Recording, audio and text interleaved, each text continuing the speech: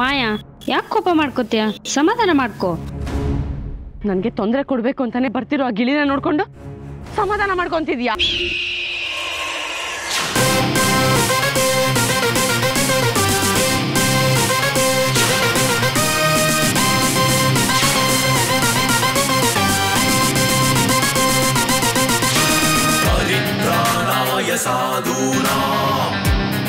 ಏಯ್, ನಿನ್ನ ಮಾತ್ರ ಸುಮ್ಮನೆ ಬಿಡಲ್ಲ.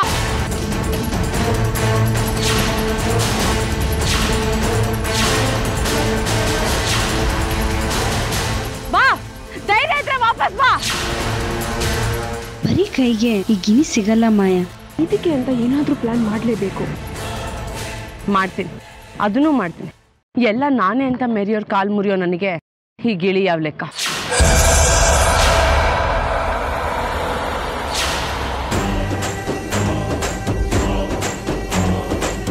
ಮಾಯಾ, ಆ ಗಿಣಿ ಏನೋ ಬರಿತಾ ಇದೆ ನೋಡು.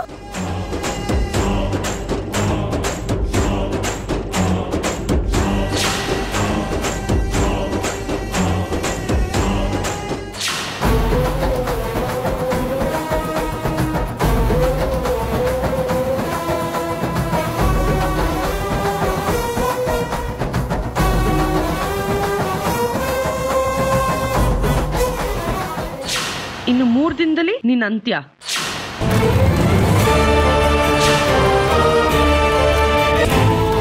ಮೂರ್ ದಿನದಲ್ಲಿ ನನ್ನ ಕತೆ ಮುಗಿಯುತ್ತಾ? ಬಾ, ಇವತ್ತೇ ಮುಗಿಸು. ನೀನಾ ನಾನ ಅಂತ ನೋಡಬಿಡೋಣ. ಪಕ್ಷಿಯಾಗಿ ನಿನಗೆ ಎಷ್ಟಿರ್ಬೇಕಾದ್ರೆ ಇನ್ ನನಗೆ ಎಷ್ಟಿರ್ಬಾರ್ದು. ಈ ಮಾಯಾ ನಿದ್ರಾಕೊಂಡವರು ಯಾರು ಉಳ್ದಿಲ್ಲ. ನಿನ್ನನ್ನು ಬಿಡಲ್ಲ, ನಾನು ಬಿಡಲ್ಲ.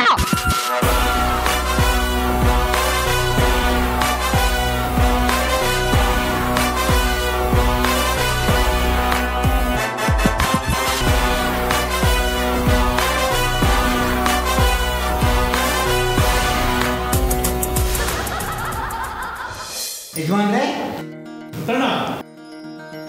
ಬಂದ್ರೆ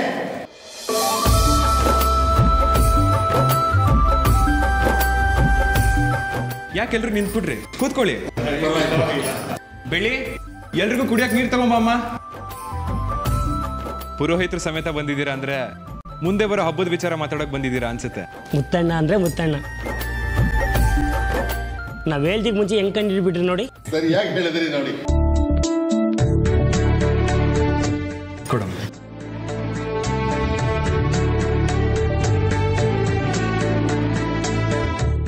ಏನಿಲ್ಲ ಮುತ್ತಣ್ಣ, ಊರಲ್ಲಿ ಮುಂದಿನ ತಿಂಗಳು ಹುಣ್ಣಿಮೆ ಹಬ್ಬ ನಡೆಸೋದ್ರ ಬಗ್ಗೆ ವಿಚಾರ ಮಾಡೋದಿತ್ತು. ವರ್ಷನೂ ಒಡವೆ ವಸ್ತ್ರನ ಒಪ್ಪಿಸ್ತಾ ಬಂದಿದ್ದೀರಾ. ಈ ವರ್ಷನೂ ನಿಮ್ಮಿಂದ ಒಡವೆ ವಸ್ತ್ರನ ತಗೊಂಡು ಪೂಜೆಗೆ ಎಲ್ಲ ಸಿದ್ಧತೆ ಮಾಡ್ಕೊಳ್ಳೋಣ ಅಂತ ಬಂದಿದ್ದೀವಿ. ಅದನ್ನೆಲ್ಲ ದೇವಸ್ಥಾನಕ್ಕೆ ಬಂದು ಕೊಟ್ರೇನೆ ಚೆನ್ನಾಗಿರೋದು ಅನ್ಸುತ್ತೆ. ಊರಿನವ್ರಿಗೆ ಈ ಮನೆ ದೇವಸ್ಥಾನಕ್ಕಿಂತ ಹೆಚ್ಚು. ನೀವಿಲ್ಲೇ ಕೊಟ್ರೆ ನಮ್ಗೆ ಯಾರಿಗೂ ಬೇಸರ ಇಲ್ಲ. ಸರಿ, ನಿಮ್ಮಿಷ್ಟದಾಗೆ ಆಗ್ಲಿ. ಮಾಯಾ, ಅದೇನೇನು ಕೊಡ್ಬೇಕೆಲ್ಲ ರೆಡಿ ಮಾಡು. ಸರಿ ಮಾವ. ಈ ಒಡವೆ ವಸ್ತ್ರನ ಮನೆ ಹಿರಿಯರಿಂದ ತಗೊಂಡ್ರೇನೆ ಚೆನ್ನಾಗಿರುತ್ತೆ ಅನ್ಸುತ್ತೆ. ಒಂದ್ 2 ನಿಮಿಷ ರೀ, ಚಿಕ್ಕಮ್ಮನ್ ಕರ್ಕೊಂಡ್ ಬಂದ್ಬಿಡ್ತೀನಿ.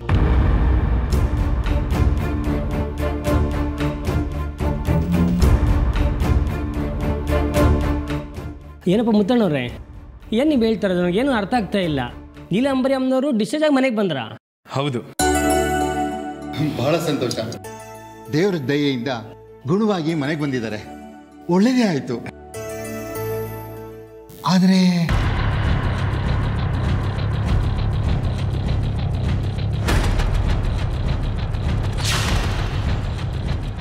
ಏನಾದ್ರೆ? ಹೋದ ವರ್ಷ ದೇವ್ರ ಪೂಜೆಗೆ ನೀಲಾಂಬರಿ ಅಮ್ಮನವರೇ ದುಡ್ಡು, ಒಡವೆ, ವಸ್ತ್ರ ಎಲ್ಲ ಕೊಟ್ಟಿದ್ರು. ಈ ವರ್ಷ ಬಸವರಾಜಪ್ಪನವ್ರು ತೀರೋಗಿದ್ದಾರೆ.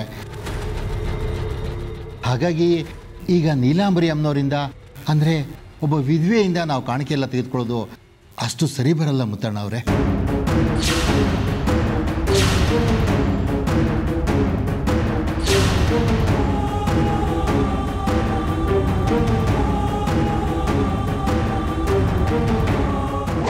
ಗೌಡ್ರೆ, ನೀವು ಹೀಗೆ ಮಾತಾಡೋದು ಸರಿಯಲ್ಲ. ಯಾವಾಗಲೂ ಮೊದಲನೇ ಪೂಜೆನ ನಮ್ಮ ಅಕ್ಕನೇ ಮಾಡೋದು. ಅದು ಪದ್ಧತಿ, ವಾಡಿಕೆ. ನೀವು ಅದನ್ನೇ ಮರ್ತಿದ್ದೀರಾ ಅನ್ಸುತ್ತೆ.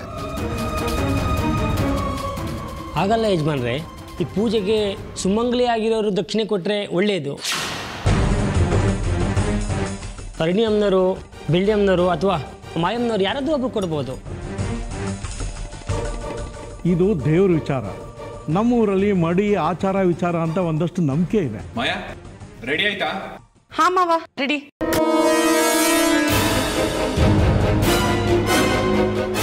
ಅದನ್ನ ಅರಳಿ ಕೈ ಕೊಟ್ಟು ಒಂದು ನಿಮಿಷ ನನ್ನ ಜೊತೆ ಬಾ.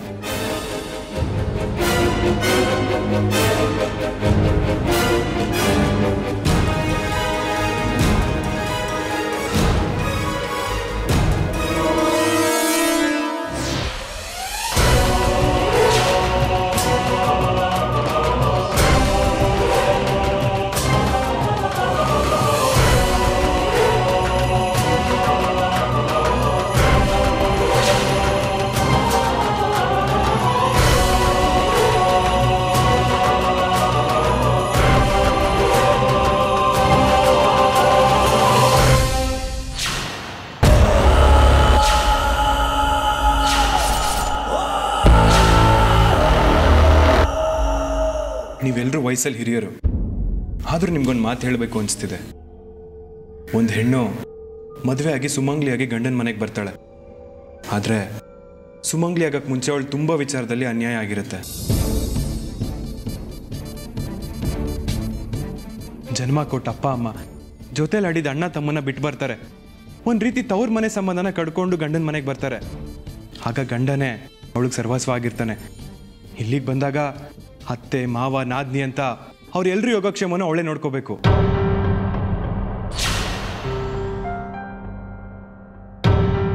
ಹೀಗೆ ಹುಟ್ಟಾಗಿಂದ ಸಾಯೋವರೆಗೂ ಎಲ್ರ ಬಗ್ಗೆ ಕಾಳಜಿ ವಹಿಸ್ತಾಳೆ. ಆದ್ರೆ ಅವಳ ಬಗ್ಗೆ ಕಾಳಜಿ ವಹಿಸೋದು ಯಾರು?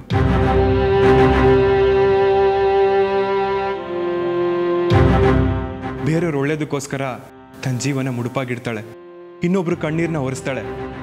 ಅದಕ್ಕೆ ಅವಳನ್ನ ತ್ಯಾಗಮಯಿ ಅನ್ನೋದು.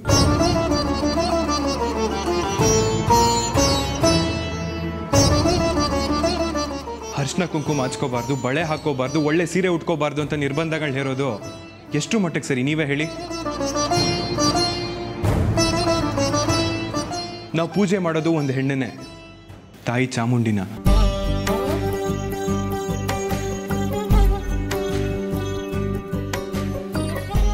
ಈ ರೀತಿ ಅಮಂಗ್ಲಿ ಅಂತ ಪೂಜೆಯಿಂದ ದೂರ ಇಟ್ರೆ ಆ ದೇವರು ಕೂಡ ನಮ್ಮನ್ನ ಕ್ಷಮಿಸೋದಿಲ್ಲ. ಎಲ್ರನ್ನು ಸಮಾನವಾಗಿ ನೋಡೋದನ್ನ ನಾವು ಅಭ್ಯಾಸ ಮಾಡ್ಕೋಬೇಕು. ಪ್ರೀತಿ ವಿಶ್ವಾಸಕ್ಕೆ ಜಾಗ ಮಾಡ್ಕೊಡ್ಬೇಕು, ಈ ರೀತಿ ಅನಿಷ್ಟ ಪದ್ಧತಿಗಳಿಗಲ್ಲ.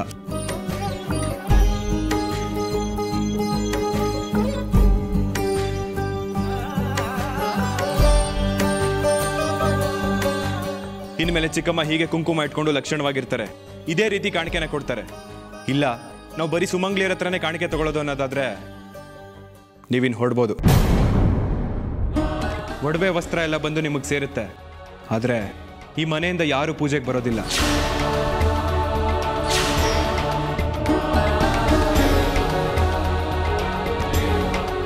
ಈ ಊರಿನ ಜವಾಬ್ದಾರಿಯೆಲ್ಲ ನಿಮಗೆ ಬಿಟ್ಕೊಟ್ಟಿದ್ದೀನಿ. ನಿಮ್ಗೆ ಹೇಗೆ ಅನ್ಸುತ್ತೋ ಹಾಗೆ ಮಾಡಿ. ಏನು ಮುತ್ತಣ್ಣವ್ರು ಹೀಗೆ ಹೇಳ್ಬಿಟ್ರಿ? ನೀಲಾಂಬರಿ ಅಮ್ಮನವ್ರು ಇದ್ರೇನೆ ಈ ಮನೆ ಇದ್ರೇನೆ ಈ ಊರು. ನೀವಿಲ್ಲದೆ ಇದ್ರೆ ಈ ಊರಿನ ಪೂಜೆ ಪುನಸ್ಕಾರಗಳು ಹೇಗೆ ನಡೆಯೋದಕ್ಕೆ ಸಾಧ್ಯ? ನಾವು ವಾಡಿಕೆ ಪ್ರಕಾರ ನಡ್ಕೊಂಡು ತಪ್ಪು ಮಾಡಿದ್ವಿ ಅಂತ ಅನ್ಸುತ್ತೆ. ಇನ್ನು ಮುಂದೆ ಹೀಗಾಗೋದಿಲ್ಲ. ನೀಲಾಂಬರಿ ಅಮ್ಮನವರು ಕಾಣಿಕೆ ಕೊಡೋದ್ರಲ್ಲಿ ನಮ್ದು ಯಾವ ತಕರಾರು ಇಲ್ಲ. ನೀವು ಇಬ್ಬರು ಹೇಗೆ ಹೇಳ್ತೀರೋ ಹಾಗೆ ಆಗಲಿ.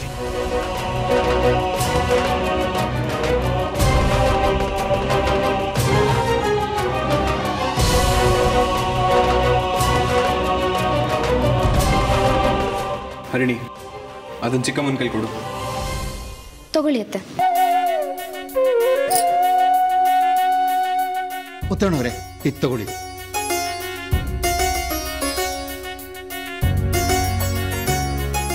ನಾನು ಬರ್ತೀವಿ ಅಮ್ಮ. ಬರ್ತೀನಿ ಮುತ್ತಣ್ಣ.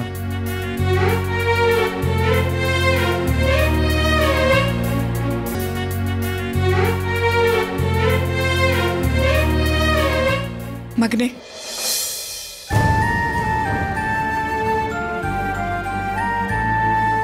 ಚಿಕ್ಕಮ್ಮ, ಯಾಕೆ ಕಣ್ಣಲ್ಲಿ ನೀರು?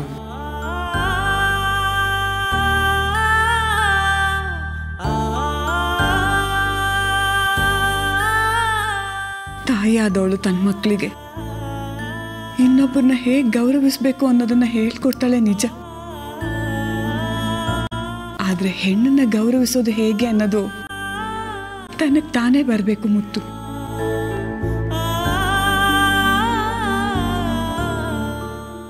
ನೀ ಚಿಕ್ಕವನಾಗಿರ್ಬೇಕಾದ್ರೆ ನಾನು ಹೇಳ್ಕೊಟ್ಟಿದ್ದ ಮಾತುಗಳು ಕೆಲವಷ್ಟೇ ಮುತ್ತು.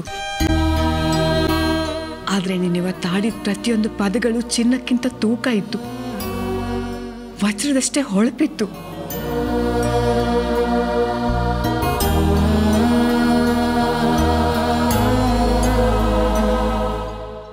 ನಿನ್ನಂತ ಮಗನ ಪಡೆದಿರೋ ನಾನೇ ಪುಣ್ಯವಂತೆ.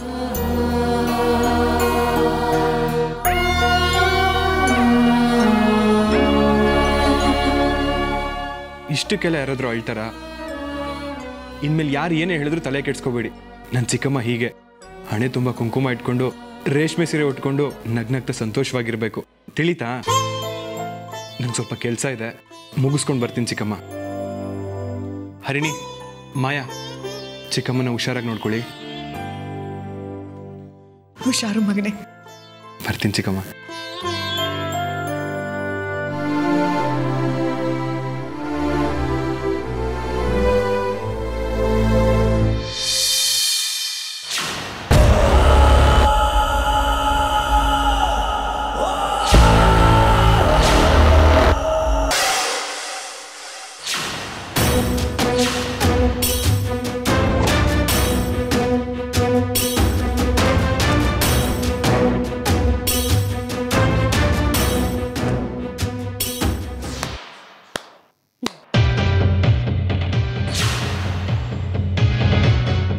ಚೆನ್ನಾಗಿದೆ, ತುಂಬಾ ಚೆನ್ನಾಗಿದೆ. ಅಣ್ಣ ಊರ್ನವ್ರ ಮುಂದೆ ಮಾತಾಡೋದೇನು, ಊರಿನ ಜವಾಬ್ದಾರಿನ ಬಿಟ್ಕೊಡೋಷ್ಟು ಸೆಂಟಿಮೆಂಟ್ ಆಗೋದೇನು, ಇವೆಲ್ಲ ನೋಡಕ್ಕೆ ತುಂಬಾ ಚೆನ್ನಾಗಿದೆ. ಆದ್ರೆ ಇದರಿಂದ ಪ್ರಯೋಜನ ಏನು ಅಂತ ಕೇಳಿದ್ರೆ ನಯಾ ಪೈಸದು ಇಲ್ಲ. ನಾವ್ ಆಸ್ತಿ ಕೇಳಲ್ಲ, ಅಣ್ಣ ಮದ್ವೆ ಆಗೋರ್ಗೂ ಆಸ್ತಿ ಕೊಡಲ್ಲ. ಒಟ್ನಲ್ಲಿ ನಾವ್ ನಾಯಿಗಳ ತರ ಕಾಯೋದಂತೂ ತಪ್ಪಿಲ್ಲ. ನನಗೆ ಬುದ್ಧಿ ಬಂದಾಗಿಂದ ಬರೀ ಮಾತು ಮಾತು ಕೇಳಿ ಕೇಳಿ ನಂಗೆ ತಲೆ ಚಿಟ್ಟಿಡ್ದೋಗಿದೆ ಅಮ್ಮ. ಇನ್ನಿ ಮಾಯಾ ನಾನು ಬೆಳ್ಳಿನ ಮುಗಿಸ್ತೀನಿ, ಮದ್ವೆ ಆಗೇ ಆಗ್ತೀನಿ ಅಂತಾಳೆ. ಅದಾಗಲ್ಲ, ಇವಳು ಬಿಡಲ್ಲ. ಇವಳು ಮದ್ವೆ ಆಗೋವರೆಗೂ ನಮ್ಗೆ ಆಸ್ತಿ ಸಿಗಲ್ಲ. ಸತ್ಮೇಲೆ ಆಸ್ತಿ ಹಂಚ್ಕೋಬೇಕು ಅಂತಿದ್ದೀರಾ? ನನಗೆ ಈಗಲೇ ಆಸ್ತಿ ಬೇಕು ಅಷ್ಟೇ. ನಾನೇನು ಕೈ ಕಟ್ಕೊಂಡು ಸುಮ್ಮನೆ ಕೂತಿಲ್ಲ ಅದಕ್ಕೆ. ನನ್ನ ಕೈಲಿ ಎಷ್ಟು ಪ್ರಯತ್ನ ಆಗಿದೆ ಅಷ್ಟು ಮಾಡಿದ್ದೀನಿ. ಗ್ರಾಚಾರ ಸರಿ ಇಲ್ಲ ಅಂದ್ರೆ ನಾನೇನು ಮಾಡಲಿ? ಬೆಳ್ಳಿನ ಸಾಯಿಸಕ್ಕೆ ಹೋದ್ರೆ ಎಲ್ಲ ಪ್ಲಾನು ನನಗೆ ರಿವರ್ಸ್ ಆಗ್ತದೆ. ಒಂದು ಚಿಕ್ಕ ಗಿಳಿ ನನ್ನನ್ನೇ ಸಾಯಿಸ್ತೀನಿ ಅಂತ ಚಾಲೆಂಜ್ ಮಾಡಿದೆ ಅಂದಮೇಲೆ ಈ ನಾನು ಯಾವ ಸ್ಟೇಜಲ್ಲಿ ಇದ್ದೀನಿ ಅಂತ ನೀವೇ ಅರ್ಥ ಮಾಡ್ಕೊಳ್ಳಿ. ಅದಕ್ಕೆ ಇದೆಲ್ಲ ಅಷ್ಟು ಈಸಿ ಇಲ್ಲ. ಈಸಿ ಇಲ್ಲ ಅಂದ್ರೆ ಈಸಿ ಮಾಡ್ಕೋಬೇಕು. ನಿನಗೆ ಬುದ್ಧಿ ಹೇಳೋ ಬದಲು ಮುತ್ತಣ್ಣನ ಮದ್ವೆನ ಬೆಳ್ಳಿ ಜೊತೆ ಮಾಡಿ ಅವಳ ಹತ್ತನೇ ಆಸ್ತಿ ಇಸ್ಕೋಬೋದಿತ್ತು. ಅದಕ್ಕೆ ಕಿರ್ಚ್ಬೇಡ. ನನಗೂ ಕಿರ್ಚಕ್ ಬರತ್ತೆ. ನಿಮ್ಮನ್ನೆಲ್ಲ ಇಷ್ಟ ದಿನ ನಂಬ್ಕೊಂಡಿದ್ಕೆ ನನಗೇನ್ ಸಿಕ್ತು? ತೆಂಗಿನಕಾಯಿ ಚಿಪ್ಪು. ಈ ಮಾವ ಆ ಬೆಳ್ಳಿಗೆ ಏನೋ ಮಾಡ್ತೀನಿ ಅಂದ್ರು, ಏನು ಮಾಡಕ್ಕಾಗಿಲ್ಲ. ಆ ಭೈರ ಅಮ್ಮನ ಹಾಸ್ಪಿಟ್ಲಿಂದ ಮನೆ ಕರ್ಕೊಂಡ್ಬಂದು ಬಿಟ್ಟ, ಎಲ್ಲಿ ಹೋದ್ನೋ ಪತ್ತೆನೇ ಇಲ್ಲ. ನಿಮ್ಮನ್ನೆಲ್ಲ ನಂಬ್ಕೊಂಡ್ರೆ ನನಗೆ ಆಸ್ತಿ ಸಿಗತ್ತೆ ಅಂತ ಅನ್ಸ್ತಾನೆ ಇಲ್ಲ. ಈ ಮನೇಲಿ ಯಾರ್ದಾರು ಮಾತು ನಡೆಯುತ್ತೆ ಅಂದ್ರೆ ಅದು ನಿಂದು ಮಾತ್ರ ಅಮ್ಮ. ನೀನ್ ನೋಡಿದ್ರೆ ವೀಲ್ ಚೇರ್ ಮೇಲೆ ಸೆಟ್ಲ್ ಆಗಿದ್ಯಾ, ಮೇಲೆ ಕೇಳ್ತಿ ಅಂತ ಕಾಯ್ತಾ ಇದ್ದೀನಿ, ಅದು ನಡೀತಿಲ್ಲ. ಇದೆಲ್ಲ ಯಾವಾಗ ಆಗುತ್ತೋ ಆ ದೇವ್ರಿಗೆ ಗೊತ್ತು. ಏನ್ ಹೇಳ್ದೆ ನೀನು? ಕಾಲ ಯಾವಾಗ ಬರುತ್ತೆ ಅಂತನಾ?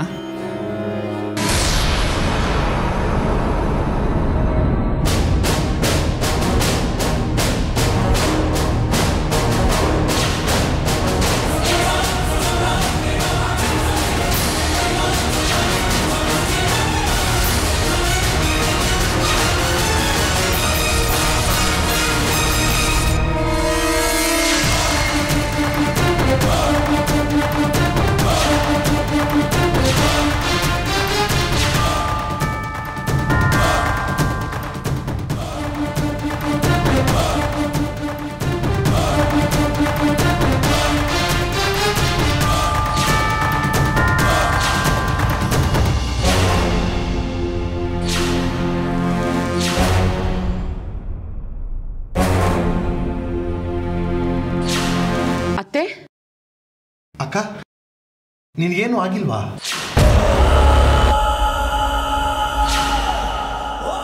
ಈ ನೀಲಾಂಬರಿ ಅಂದರೆ ಹಾಗೆ, ನೀನು ನನ್ನ ಹೊಟ್ಟೆಲಿ ಹುಟ್ಟಿದೀಯಾ ಅಷ್ಟೇ.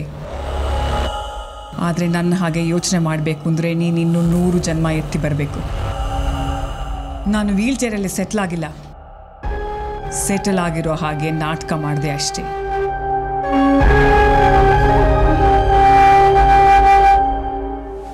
ಮುತ್ತುಗೆ ನನ್ನ ಮೇಲೆ ಸಂಪೂರ್ಣವಾಗಿ ನಂಬಿಕೆ ಬರಬೇಕು ಅಂದರೆ ಈ ರೀತಿ ಸನ್ನಿವೇಶಗಳು ನಡೀತಾ ಇರಬೇಕು. ಮುತ್ತು ನನ್ನ ಮೇಲಿಟ್ಟಿರೋ ನಂಬಿಕೆನ ದುಡ್ಡಾಗಿ ಬದಲಾಯಿಸ್ಕೋಬೇಕು ಅಂದರೆ ನನಗೆ ತಾಳ್ಮೆ ಇರಬೇಕು. ಇಷ್ಟು ದಿನ ಏನೂ ನಡೀತಿಲ್ಲ ಅಂತ ಸಿಟ್ಟು ಬಂತು. ಈಗ ನಿನ್ನ ಹೀಗೆ ನೋಡಿದ್ಮೇಲೆ ನಂಗೆ ಧೈರ್ಯ ಬಂತಮ್ಮ. ಮಾಯಾ, ಇನ್ನು ನಮ್ಮ ಆಸ್ತಿ ನಮ್ಮ ಕೈಗೆ ಸಿಕ್ತ ಹಾಗೆ. ಯಾಕಂದ್ರೆ ನಮ್ಮಮ್ಮ ಮತ್ತೆ ವಾಪಸ್ ಬಂದಿದ್ದಾರೆ. ನಾನೀಗ ಮಾಡಬೇಕಾಗಿರೋ ಕೆಲಸ ಯಾವುದು ಅಂದರೆ ಮುತ್ತು ಮಾಯನ್ ಮದುವೆ.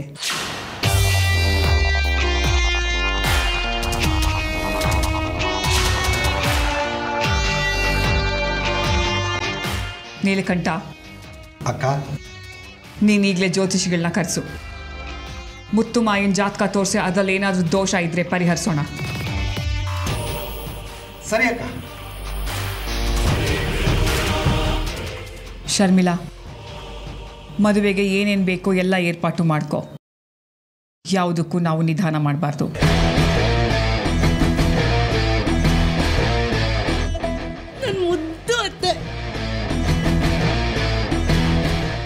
ನಿಜವಾಗ್ಲೂ ಹೇಳ್ತೀನಮ್ಮ, ನೀನು ಸಡನ್ ಆಗಿ ವೀಲ್ ಚೇರಿಂದ ಎದ್ದ ತಕ್ಷಣ ನನಗೆ ಶಾಕೆ ಹೊಡೆದಂಗಾಯ್ತು. ಹೌದು, ಈ ಡ್ರಾಮಾ ಎಲ್ಲಿವರೆಗೂ? ಮುತ್ತಣ್ಣಂಗೆ ಹೇಳ್ತಿರೋ ಇಲ್ವೋ? ನೀನು ಹೇಳಲ್ಲ ಅಂತ ಗೊತ್ತಾಯ್ತು ಬಿಡು. ಒಟ್ನಲ್ಲಿ ಎಲ್ಲ ಸರಿಯಾಗಿ ನಡೀತಿದೆಯಲ್ಲ, ಅದೇ ಖುಷಿ. ಈ ಮನೆಯಲ್ಲಿ ದೇವ್ರು ಅನ್ಕೊಂಡಿದ್ದು ನಡೆಯುತ್ತೋ ನಡೆಯಲ್ವೋ ನನಗೆ ಗೊತ್ತಿಲ್ಲ. ಆದರೆ ಈ ನೀಲಾಂಬರಿ ಅನ್ಕೊಂಡಿದ್ದು ಮಾತ್ರ ನಡೆದೇ ನಡೆಯುತ್ತೆ. ಇನ್ನು ಸುಮ್ಮನಿದ್ರೆ ಸರಿ ಹೋಗಲ್ಲ. ನನ್ನ ಮದುವೆ ತಯಾರಿ ಎಲ್ಲ ನಡೀತಿದೆ. ಆದರೆ ಆ ಗಿಳಿ ನನ್ನನ್ನೇ ಸಾಯಿಸ್ತೀನಿ ಅಂತ ಹೇಳಿದೆ. ಮೊದಲು ಅದಕ್ಕೊಂದು ಗತಿ ಕಾಣಿಸ್ತೀನಿ.